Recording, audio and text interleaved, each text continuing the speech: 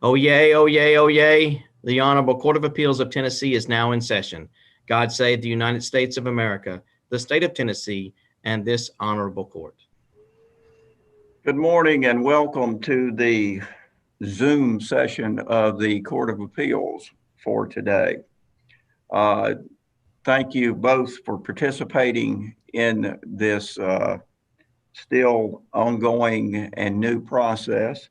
And we appreciate your clients agreeing to participate in it as well. I won't say that it will be glitch free because we never know that, but we'll do the best we can to make sure things work as they're supposed to. Want to cover a couple of things about our procedure before we get started, and then we'll get right into the argument. But first of all, let me introduce your panel for today. We have Judge Kenny Armstrong from Memphis, Judge Karma McGee from Savannah. I'm Steve Stafford from Dyersburg, and we'll be your panel this morning. Obviously, both of you are experienced practitioners. You understand how the process works, but each side gets 15 minutes to make oral argument. If you are the appellant and you wish to reserve any rebuttal time, you need to request that from the court after you've introduced yourself and before you begin your argument. You may reserve up to 5 minutes of rebuttal time. This process would not have been possible without Mr. Hibner and the work of his staff. We've done this several times, and it's been a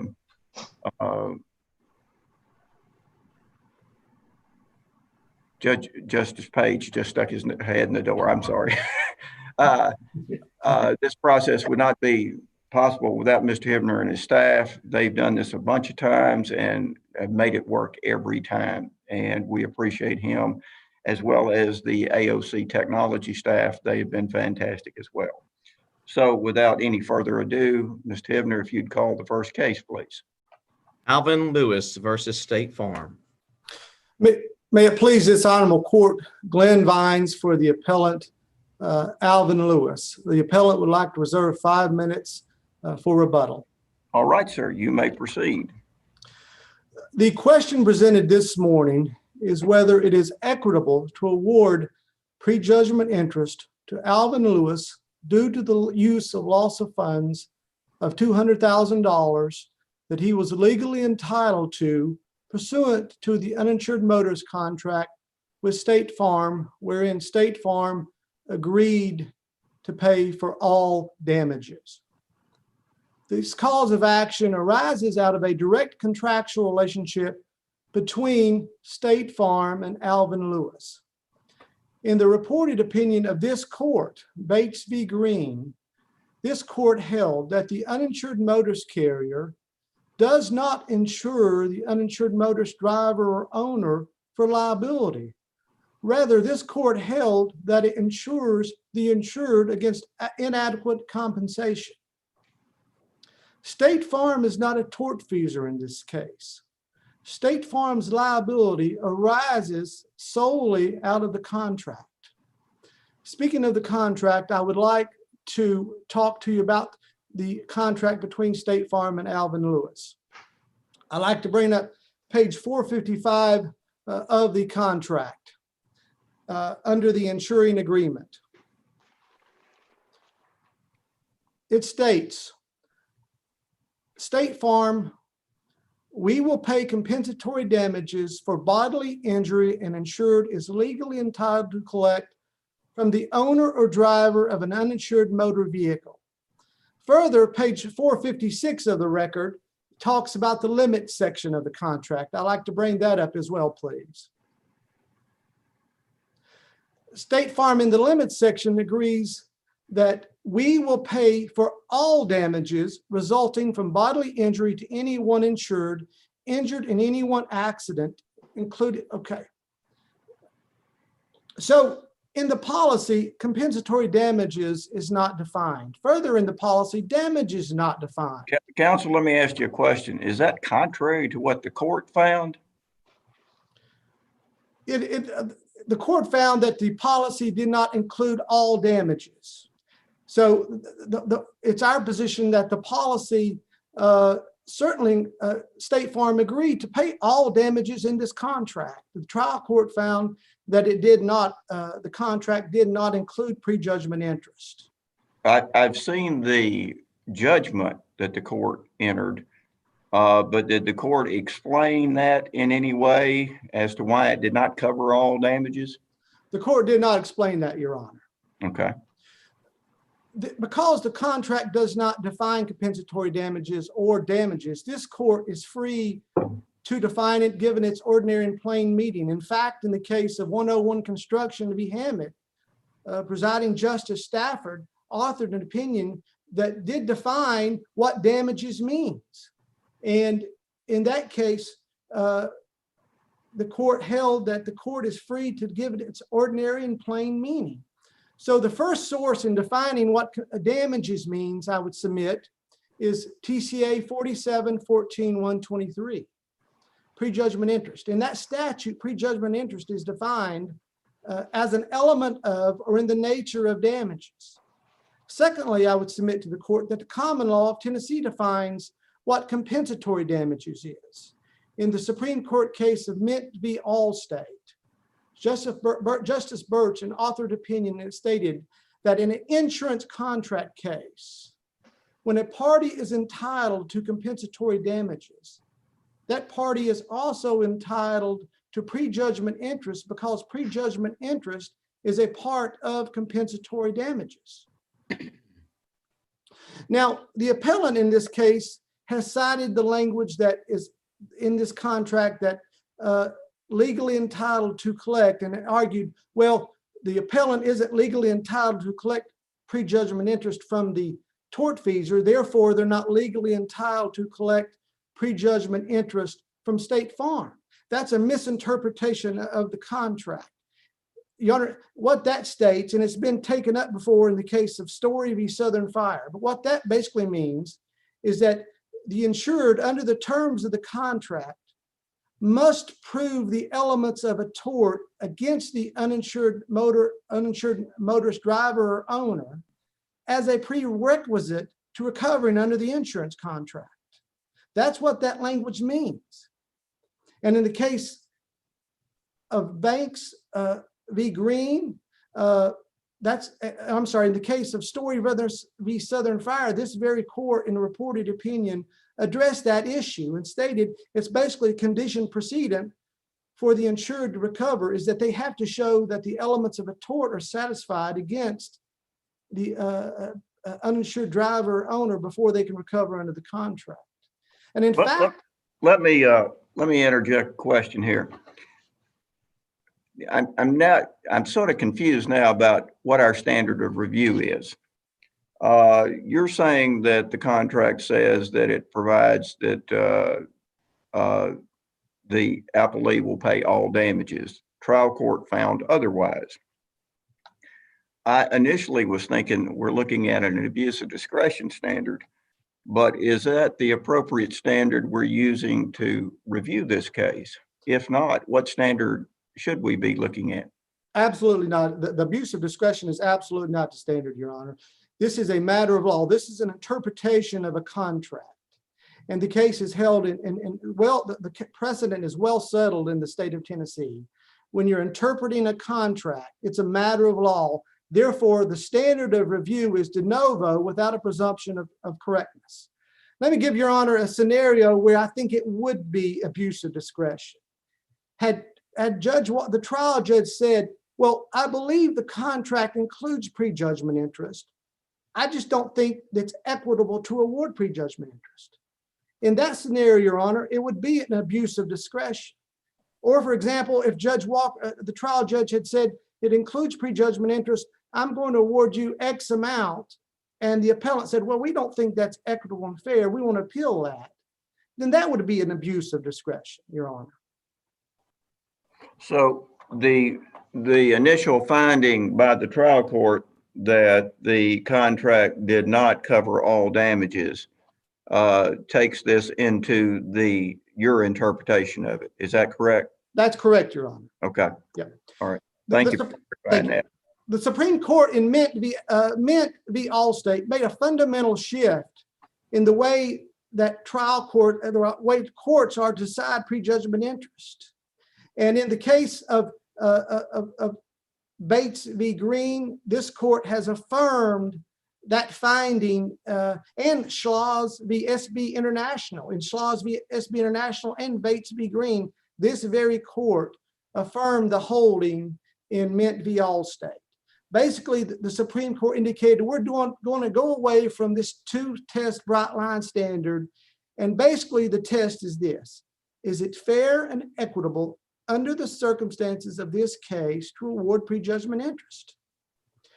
And one of the factors that the court uses that's helpful in determining prejudgment interest is the certainty of the existence of the obligation. In other words, was there certainty of State Farm's obligation to Alvin Lewis under the contract?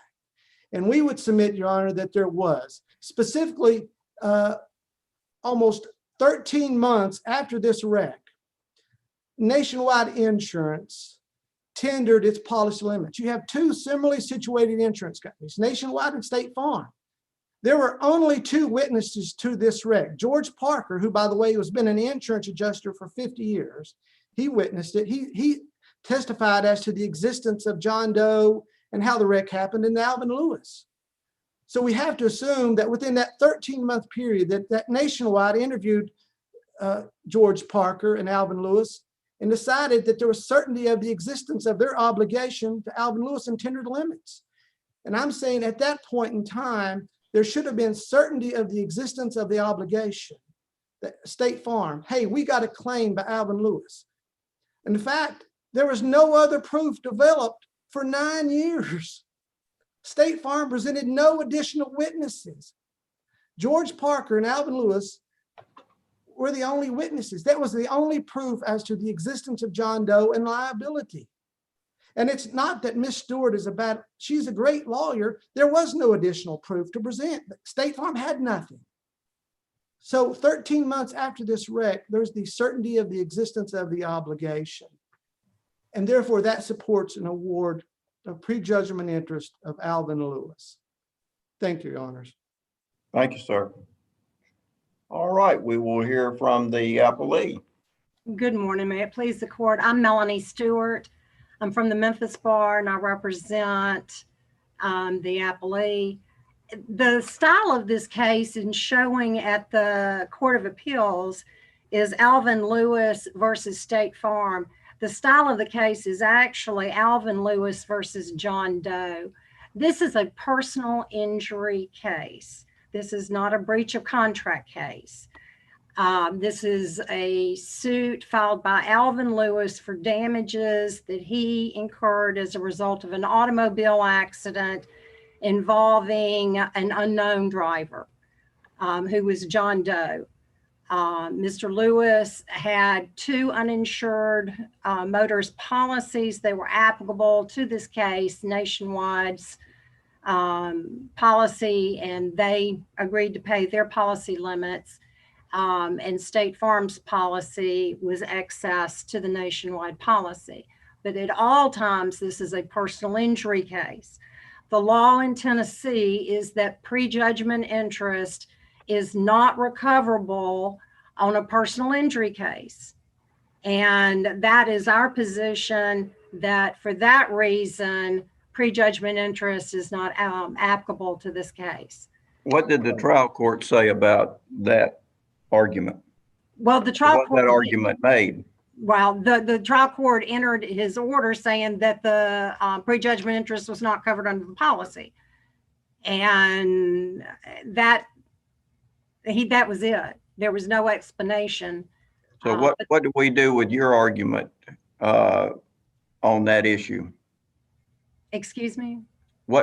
How do we consider your argument, since number one, the trial court never heard it, you never were required to make it because the trial court said that the contract didn't cover it? Correct. Can we consider what you're saying as a optional argument today, I suppose is my question. Well, the trial court found that the policy did not cover it. The policy says, well, what if we find that the trial court erred in that situation and that the policy does cover all damages. So where does that leave us? I think we'd go back to Judge Walker. Okay. Okay. But at any rate, we'd have to change the law in Tennessee to say that prejudgment interest is recoverable in a personal injury case. Ms. Stewart, in your research, didn't you find Court of Appeal cases where we decided that you could recover prejudgment interest in personal injury cases? Not after 2003, not after the Hollis case was decided by this court that said that personal injury, that prejudgment interest is not recoverable in a personal injury case. What about in Thurman? Beg your pardon? What about in Thurman? What did we say in Thurman, which was a 2005 case? I'm not sure, Your Honor. Okay. I do know that Palanke versus Vanderbilt University is a 2006 case and said again that prejudgment interest is not recoverable in a personal injury case. And it said, unless and until Tennessee Supreme Court alters the rule in Hollis and in Francois versus Willis, that prejudgment interest is not recoverable in a personal injury case. Did you I see think Palanke is the leading case on damages in Tennessee. Did you see those Court of Appeal cases where they said that the award of prejudgment interest by the trial court was error, not because of the award itself, but because it exceeded the limits? Yes, Your Honor, I did. And in those cases, they didn't go on to say it's not allowed in a personal injury case. They just simply said it was not allowed here because it exceeded the limits. Just like in your policy, let's assume the judge had awarded prejudgment interest. He couldn't have awarded prejudgment interest along with compensatory damages that exceeded your limits because your policy says this is all we pay, regardless of what your elements of damages are. If prejudgment interest is allowable in personal injury cases, then if prejudgment interest is allowable in personal injury cases, then yes, that would be in the court's discretion. But it's our argument that it's not. Okay.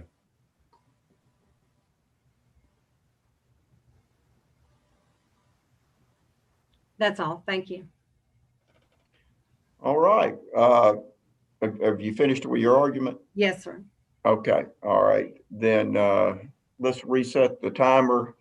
I believe Mr. Vines has 5 minutes for his rebuttal. Mr. Vines, you may proceed.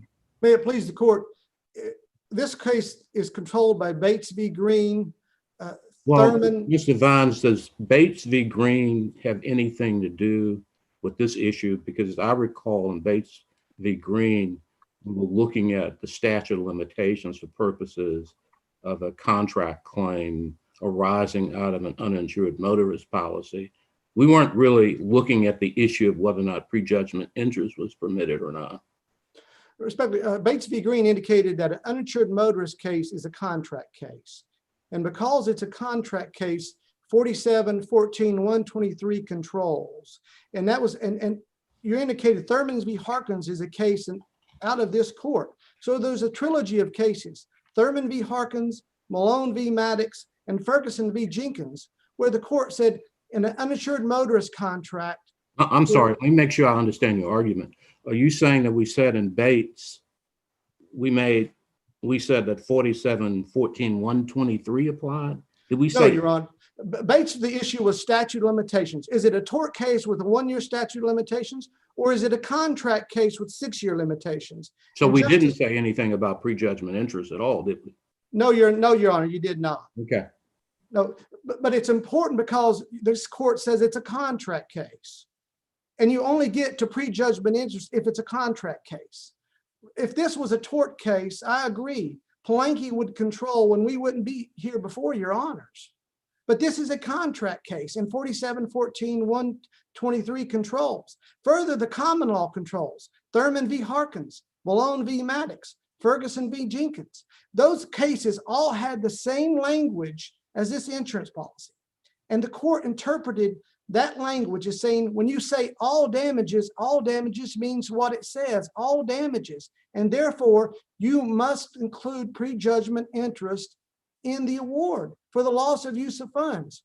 We're asking this court not to remand this case. We're asking this court to use Rule 36 and apply its holding.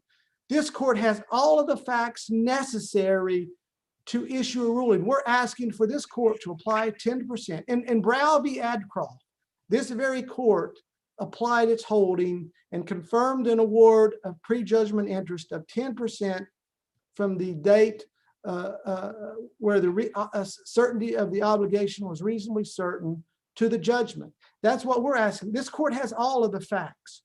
We're asking that the court find that the obligation was reasonably certain when Nationwide tendered its policy in August of 2009. Alternatively, we're asking the court to find that this interest starts accruing on when they took the deposition of Alvin Lewis and George Parker. That was in August of 2010.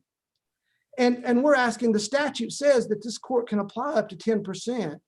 So if you apply either from the date Nationwide tendered in August of 2009, or the depositions when they were taken in August of 2010 up to the date of the judgment, and you apply 10% of $210,000 per annum, this court could make a judgment. This litigation has went on for far too long.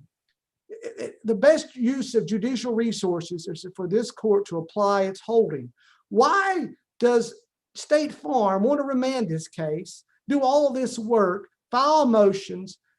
Because frankly, they think they can get a better deal out of the trial court. That's the only reason. It doesn't make sense for judicial resources. This court can apply its holding. The law is very clear on this. There's two dates that we're saying that starts the accrual of interest. And those dates, there were no other proof that was established since that. Alvin Lewis and George Parker were the only witnesses, the only proof as to State Farm's obligation in this case. What about the amount of that obligation, Mr. Vons? Let's say we agree with you that the obligation is clear. What about the amount of the obligation? In Brow v. Adcroft, State Farm argued that very same argument, and this very court rejected that. The court said either it can be the certainty of the existence of the obligation or the amount. And that very same argument in Brow, B-R-U-G-H v. Adcroft, was rejected by this court. And this court said State Farm should have known of the existence of the obligation, and the fact that you're arguing, well, we can't compute it, is irrelevant. And also Mint v. Allstate said the bright line test is fundamental fairness, not these two, not whether you can compute the amount or not whether it's an exact science. Fundamental fairness is a rule. Thank you, Your Honors. All right, counsel, we appreciate your arguments. We will take this matter under advisement and issue an opinion, hopefully at the earliest possible date. Again, thank you for participating in this process. It's new, it's different, and it's a work in process. And we again appreciate Mr. Hibner and his staff and the AOC technology staff. Mr. Hibner, if you would recess court until we call the next case, please. This honorable court is now in recess until 10 a.m. Thank you.